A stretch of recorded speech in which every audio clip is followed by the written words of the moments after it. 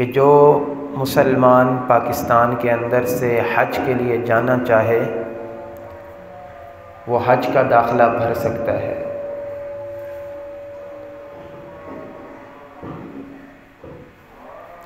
एक दौर था कि जब हज के लिए जो लोग जाया करते थे उनके इस्तकबाल के लिए, उनको भेजने के लिए, रवाना करने के लिए, और जब वापस आते थे तो पूरा का पूरा गांव जमा हो जाता था। और बिलाशुबा हज अदा करना, हज के लिए जाना, हज का फ़रीज़ा अदा करना, यह अल्लाह रब्बुल इज़्ज़त का बहुत बड़ा इनाम है। इस्लाम की बुनियाद 5 चीज़ों पर रखी गई, हर बच्चा बड़ा जानता है। शहादतु अल्ला इलाहा इल्लल्लाह, सबसे बुनियादी चीज़ है तौहीद और रिसालत का इकरार करना। दूसरे नंबर पर नमाज, ज़कात, रोज़ा, और आखिरी नंबर पर हज बैतुल्लाह करना। ये इस्लाम के असासी और बुनियादी अरकान में से है। लेकिन जैसे जैसे वक्त गुज़रता जा रहा है,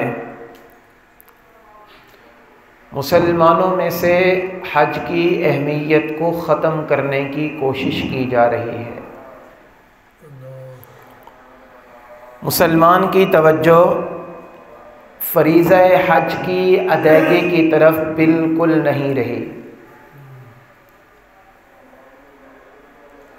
बहुत ज़्यादा महंगाई,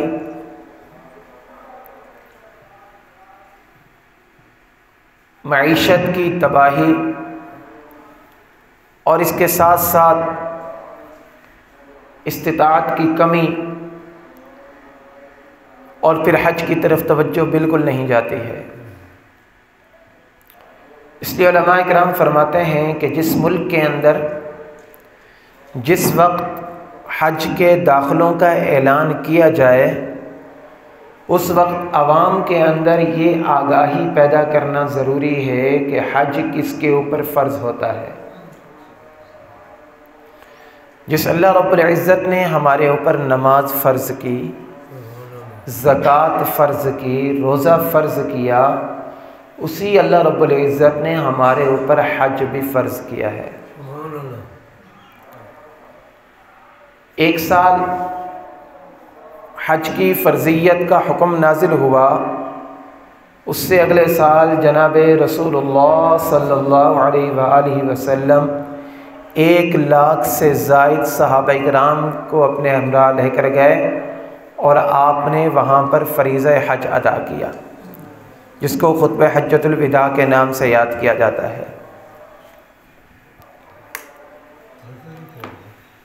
फरमाया, कुरान पाक के अंदर आता है, वलिल्लाहि अलन्नासी हिज्जुल बैत, लोगों को चाहिए कि अल्लाह के लिए बैतुल्लाह का हज अदा करें। यह अल्लाह ने अला का माना होता है ज़रूरी है, अल्लाह ने लोगों के ऊपर फ़र्ज़ कर दिया।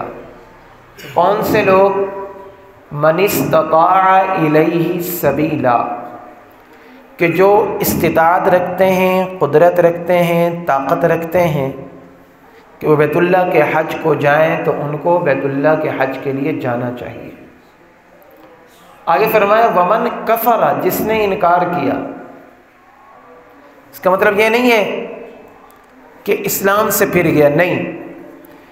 जिसके ऊपर हज फ़र्ज़ हुआ, हज फ़र्ज़ होने के बावजूद उसने हज नहीं किया, तो अल्लाह रब्बुल इज़्ज़त को फिर उसकी कोई परवाह नहीं है, उसकी मर्ज़ी है। वमन कफरा, इसकी तशबीह दी गई कुफ्र के साथ। हज कब फ़र्ज़ होता है? हज़रात साहब इकराम रसूलुल्लाह सल्लम की खिदमत के अंदर हाजिर हुए, अर्ज़ की, या रसूलुल्लाह सल्लम, हज कब फ़र्ज़ होता है?